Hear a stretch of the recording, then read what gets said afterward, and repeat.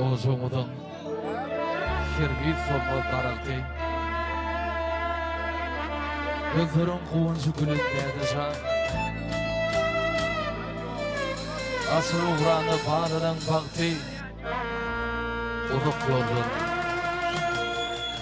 Uzak yolun, ömür yolun deydi şan. Ağladık doğunu, doğuz yar kardeşi. Kardeşayın acın bulamtıması.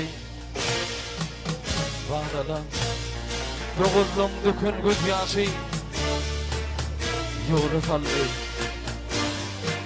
Yolu saldı tağıt bilen deydi can.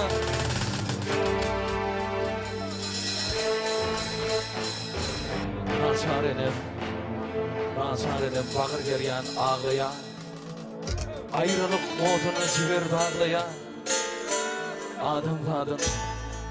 Adamdadın üngdünneme ömür var.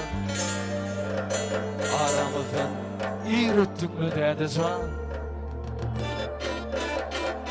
Dedim can deyip tuturdu adım. Oydun yüreklerde üsmecek oğdun.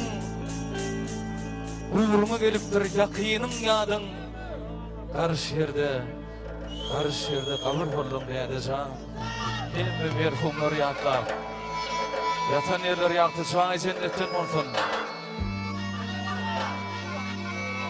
Türkmen Fırmatı'nın yaktı güneşi.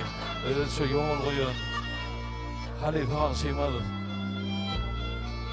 Rüşen Adem'de yaklap.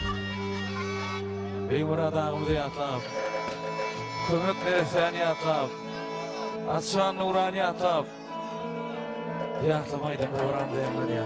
Yatan yerler yaktı çağı cennetten olsun. O yollar tütekine kalsın. Olur bizim yüreklerimize bak yaşayan.